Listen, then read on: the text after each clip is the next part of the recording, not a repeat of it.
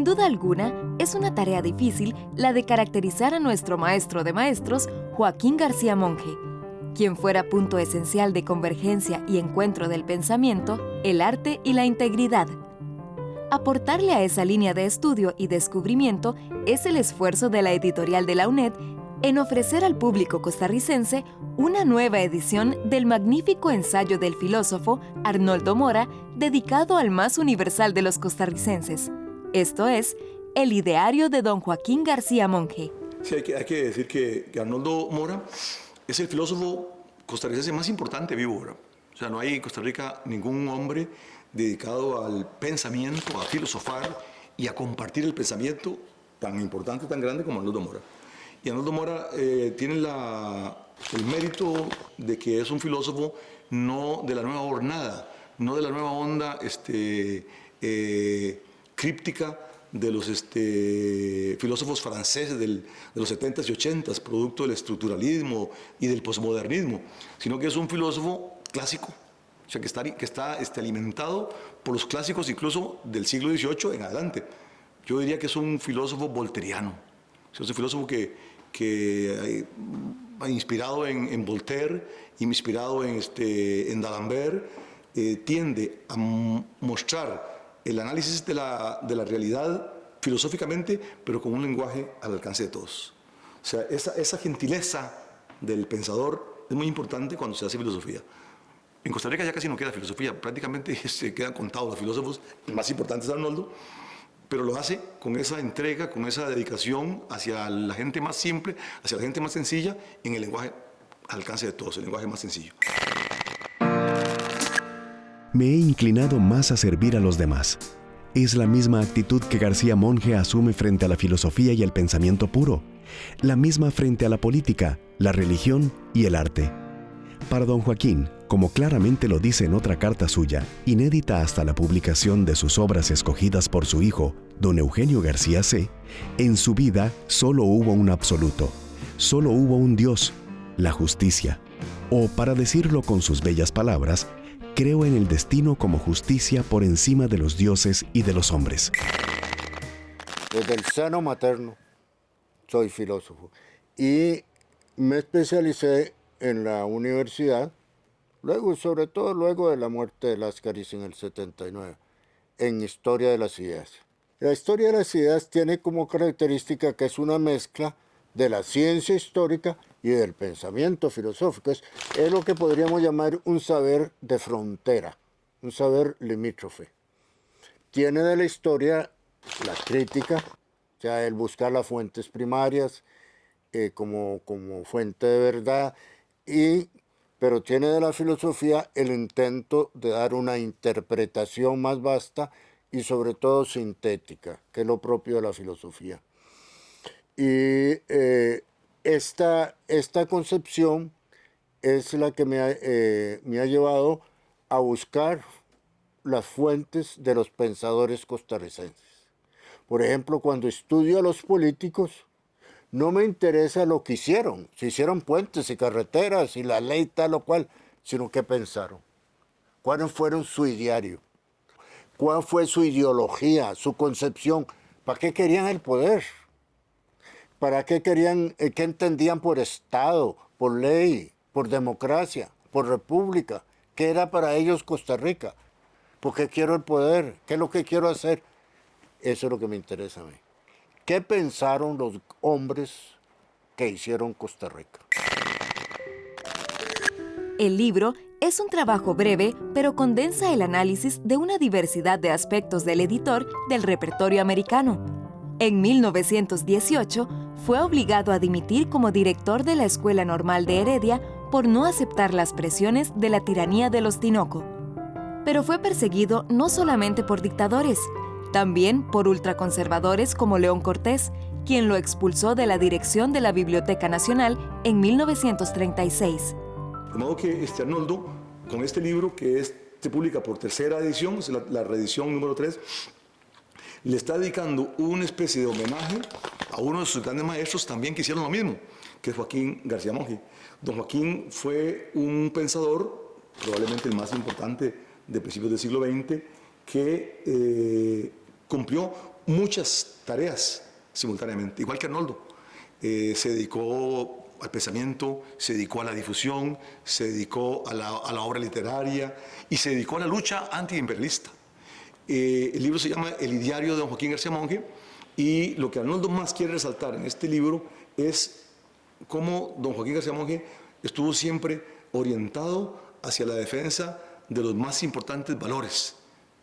Don Joaquín decía que eran la justicia y la libertad. Eso lo hizo don Joaquín siempre, y Arnoldo tiene el interés de dejar en este libro bien marcado ese aspecto.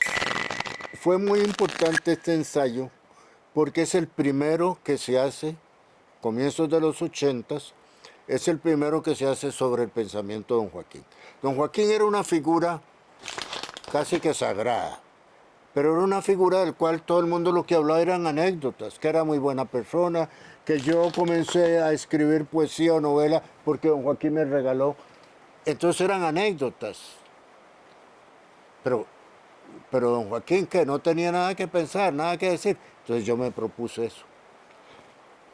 Afortunadamente ya sus escritos habían sido publicados, porque si bien el repertorio es una colección, es como unas selecciones, o sea, usted no publicaba lo que fuera, usted escoge. Don Joaquín escogía.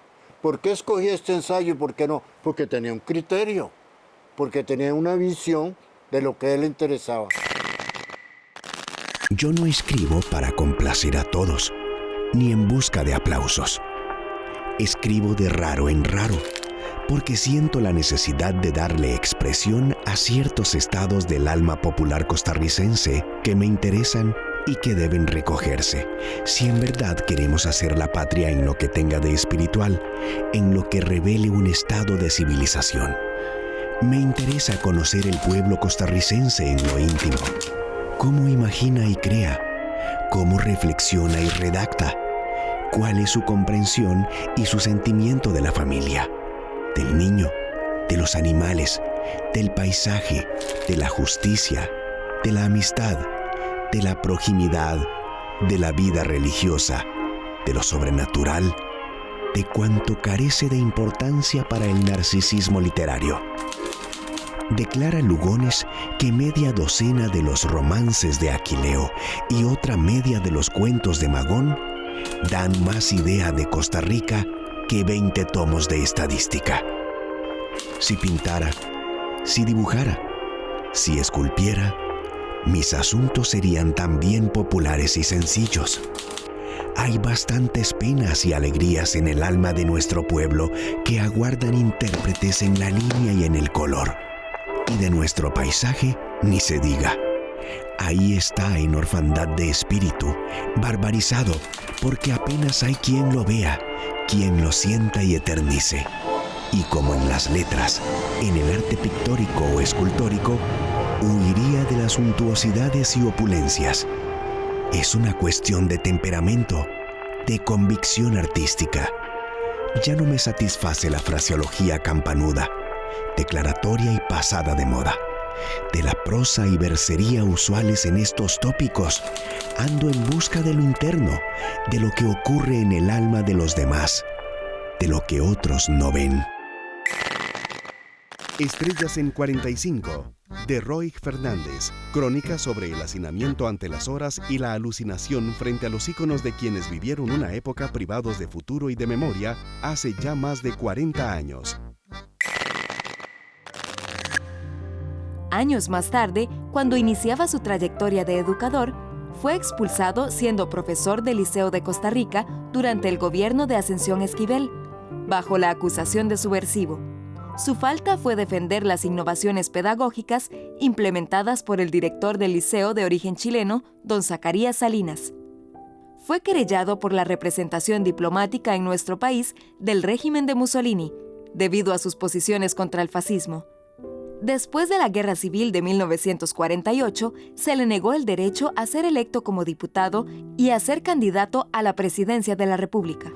Y lo interesante, cuando yo lo noté en ensayo filosófico, es que él publica solo autores que escribieron en español. Él no publica traducciones. porque a él le interesa fomentar la lengua castellana y hacer que el idioma sea un instrumento del pensamiento. O sea, no es solo para hablar como estamos hablando usted y yo, o para ir al mercado y comprar el arroz, no, para expresar el pensamiento. Cómo el idioma tiene que servir para expresar las grandes ideas. Y por eso entonces él escoge fundamentalmente autores de gran nombre, porque el repertorio tuvo una repercusión universal. Las facetas de don Joaquín son muchas, pero Arnoldo quiere ponerle especial énfasis aquí a la trayectoria vertical, luchadora, de un hombre que se entregó a la libertad y a la justicia, y que pagó por eso, pagó una cuota muy cara. Como suele ocurrir en todas partes, el hombre que se dedica a defender esos valores, los más importantes, es castigado por los que no los defienden, que son los más y los menos valiosos. Y fue así echado de la Biblioteca Nacional, fue expulsado del Ministerio de Educación, fue sacado de un montón de partes, incluso fue olvidado por mucho tiempo. Don Joaquín pagó una cuota muy alta, pero su nombre sigue recuperándose de época en época. Ya se recupera como ensayista, se recupera como educador, se recupera como novelista, se recupera como difusor, como periodista. Me limitaré a exponer cómo les haría yo un diario a los costarricenses si para ello tuviera los recursos. A fin de que fuera fiel a la verdad y a la honradez, mi diario sería independiente. No estaría vinculado en modo alguno a partidos, ni a sectas, ni a capitalistas, ni a gremios o compañías. No sería neutral, pero sí sería imparcial. En las controversias tomaría en cuenta el parecer de ambas partes. Decencia, equidad, magnanimidad, distintivos deben ser del periodista. Y que este gran bien se realice, que el periodista se dé por convencido en sus opiniones cuando el caso llegue. Él comienza en 1900, un muchachito de 18 años, que escribe el moto, muchachito desamparado. Por eso se gana una beca y lo mandan a Chile. Y en Chile, en la Universidad de Santiago, yo lo digo en el primer capítulo, que la formación que él recibió de los profesores de Chile, en Chile se había creado las ciencias sociales desde finales del siglo XIX. Y entonces él se empapa de una serie de inquietudes en la Universidad de Chile en Santiago, en una época en que Costa Rica no había universidades, lo que era escuelas normales. Ni narcisismos ni egocentrismos van a gastar el alma del maestro. Dedicará su vida a una sobria entrega hacia los demás. Entrega que va a consistir en proveer conocimientos, ampliar la educación para enriquecer la cultura, el espíritu y la construcción de una sociedad más justa y equitativa. La universidad se crea en el 40. Del 19 al 40, ¿quién le abría la mente, la conciencia? ¿Quién le abría los ojos a los costarricenses? Repertorio americano. Eso me lo decía a mí San Felipe. Él era el gran poeta, San Felipe Sofeifa. Nosotros esperábamos que salieran ansiosamente el repertorio. En una época en que no había televisión, menos las redes sociales y Google y todas esas cosas. Entonces, ¿qué había? Había un barco que llegaba cada mes o cada 15 días a Limón y traía paquetes de revistas. Y entonces don Joaquín las cogía, metía tijera y seleccionaba lo que era importante. Cuando ya se crea una universidad, las universidades sí se convierten en conciencia lúcida, porque en las universidades hay diversidad de criterios. Usted piensa de una manera, el otro piensa de otra. Uno es marxista, el otro no, uno es creyente, el otro ateo. Entonces hay todas las ideas. Eso es una universidad. Pero en esa época no había. Y eso es lo que él entendió maravillosamente. A través del tiempo, la editorial de la UNED se ha consolidado como la editorial más importante de la región centroamericana.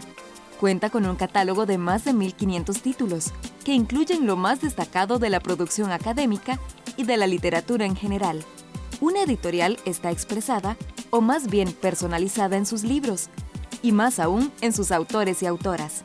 Entre los autores UNED, deseamos mencionar a los que en el tiempo reciente han provocado al público, a las y los que han logrado conmocionar con su pluma y talento el democrático gusto por la lectura. Entre estos escritores está el escritor Alfonso Chase y su último libro, Puro Cuento, una antología panorámica caracterizado por esa sencillez típica de los maestros. A Marjorie Ross, que nos lleva del asombro a la fascinación en su novela La herencia del asesino. Rafael Ángel Herra, con su astucia literaria, nos mete en una guerra prodigiosa con el demonio y a una intensa plática con Francisco Amiguetti. Virgilio Mora, Ana Istarú con sus poemas de La estación de fiebre, Victoria Urbano y Julieta Dobles, poetas imprescindibles de nuestra literatura. Rodrigo Soto y Ali Víquez, a quienes se les ha publicado novelas, cuentos y ensayos. La lista de autores y autoras UNED es mucho más extensa. Queremos dar un reconocimiento a todas y todos los palabreros que han honrado durante todos estos años a la editorial de la UNED con sus trabajos. La estación de fiebre, de Ana Istarú. Un poemario rebelde, político, libre y amoroso. Ana siempre ha sido la cronista del cuerpo, atenta a los plurales, confrontando abiertamente los dolores impuestos por el machismo. Sus poemas son un recordatorio de ese remoto país de la entrepierna. No dejemos a otro su destino, su deseo. Escritor, erudito y fervoroso estudioso de la literatura universal, don Joaquín es el iniciador de la literatura nacional en su fase moderna. Arnoldo Mora comenta la obra Historia y Antología de la Literatura Costarricense de Abelardo Bonilla. La señala como obra no superada hasta el presente como visión de conjunto de la literatura nacional. Arnoldo Mora cita el siguiente comentario de Bonilla. La literatura costarricense nace con el realismo. El creador de la novela realista, tanto en el fondo como en la forma, es Joaquín García Monge.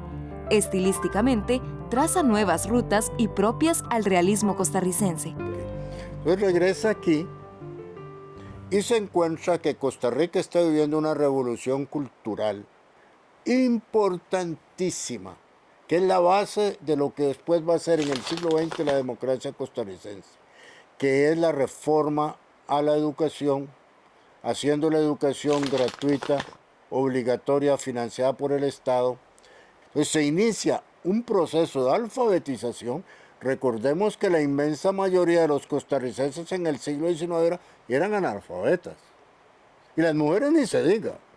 Una mujer que sabía leer y escribir en el siglo XIX era un premio Nobel. Entonces se da un proceso de alfabetización extraordinario. Lo que es el norte del Ecuador es Costa Rica el primero que alfabetiza a su población. Y don Joaquín comienza a introducir técnicas pedagógicas que un chileno era director en el Colegio Señoritas, impulsaba, y que aquí el gobierno muy conservador, Aniceto Esquivel, lo rechazaba. Entonces don Joaquín la defendió, y es la primera vez que echan a don Joaquín, porque don Joaquín fue maestro en todo, en primaria, en secundaria, en la escuela normal, que era el equivalente a una universidad, pero él defendía siempre los métodos didácticos más modernos. Por eso en 1909, junto con su concuño, Roberto Brenes Mesén, impulsaron la primera gran reforma educativa de este país, en tiempo del gobierno de don Cleto. Se han levantado voces vigorosas en el repertorio americano, sin diversión ociosa para nadie y solo sí con un intenso amor por las causas de la libertad. Patrias hemos querido ser, no menos territorios coloniales, imperialismos, dictaduras y tiranías hallaron en la revista de que soy editor páginas de combate. Caídas las tiranías, aquellas páginas se tornaron en motivo de júbilo y esperanza en días mejores. Con la separación de la Iglesia y del Estado, crean un criterio epistemológico. Epistemología es en filosofía la teoría de la ciencia, o sea, el concepto de verdad, y por ende los métodos con que métodos los seres humanos llegamos a conclusiones que puedan considerarse verdaderas. Eso es la epistemología. Entonces, el criterio de verdad que se debe enseñar en las escuelas y colegios no es un criterio teológico, religioso, muy importante con lo que acaba de pasar en las elecciones pasadas, sino científico y racional. Científico y racional. Y él se imbuye de eso, se da cuenta, sobre todo, que había una falla muy importante. Habíamos hecho una reforma en la educación y no había maestros. ¿Cómo decir, tenemos pintores pero no hay pinceles? ¿Quién va a enseñar? ¿Quién va a educar? Entonces, la gente ponía, me acuerdo que mi mamá me contaba, a principios del siglo XX, era una niñita de 15 años, había salido de 6º grado, entonces la podían dar clases a los chiquitos de 1er grado, porque no había maestros. Entonces, formar maestros, esa es la reforma, lo que ellos impulsan cuando regresan a este país. Ellos, digo, él y don Roberto Brenes Mesén y otros. La necesidad de formar maestros, y ahora lo decimos, en una universidad o en un colegio no hay reforma posible si no cambiamos la mentalidad de los maestros y los profesores. El libro es un libro que se lee muy fácilmente, es un libro rico, que en muy pocas páginas queda uno totalmente empapado de lo que fue la personalidad más importante de principios del siglo XX. Don Joaquín, además, es una cosa que no mencioné, don Joaquín además fue un conductor y orientador de juventudes, porque las generaciones literarias de Costa Rica iban a alimentarse del cerebro, del pensamiento y de la generosidad de Joaquín García Monge. Tenía la oficina, yo no me acuerdo porque yo no era nacido, tenía la oficina ahí por donde está actualmente la Caja del Seguro Social, al frente, ahí tenía una oficinita, según me cuentan los de la generación de él, de la cual Arnoldo no es parte, o sea, Arnoldo tampoco lo conoció personalmente, pero don Joaquín tenía una oficinita ahí en la avenida Segunda, bajando la cuesta de la Caja del Seguro Social, donde acudían los jóvenes a hablar de literatura. Por ejemplo, Joaquín Gutiérrez, que era el que me contaba todo eso, iba siempre a ver a don Joaquín García Monge, y los demás escritores de la época, todos, de alguna manera, se alimentaron del pensamiento, de la orientación y de la bonomía de Joaquín García Monge. Yo creo que es una estrella resplandeciente del principio del siglo XX, y Arnoldo hace muy bien en rescatarlo en este libro, que sin duda va a tener una gran acogida y que va a tener que ser texto obligatorio en las escuelas y colegios, porque don Joaquín es una figura obligatoria. Otro aporte relevante del ensayo de don Arnoldo Mora es dimensionar para nuestra época el repertorio americano y sus alcances en el contexto actual del malestar en la cultura. El repertorio americano es la continuación de la primera compilación de su tipo hecha en América por Andrés Bello. En muy poco tiempo, el repertorio se convirtió en trinchera contra el fascismo y totalitarismos, medio de divulgación del pensamiento americanista, científico, filosófico e ideológico. Se publicó en sus páginas desde Tolstoy hasta el existencialismo. Devino también en el punto mejor autorizado del continente para la difusión de literatura hispanoamericana. En palabras de don Joaquín, en sus páginas se han dado cita las más altas inteligencias del continente agitadas por las inquietudes de su propia patria, o por las de América, o por las de Europa, en relación con lo nuestro o con los más elevados principios de la humanidad.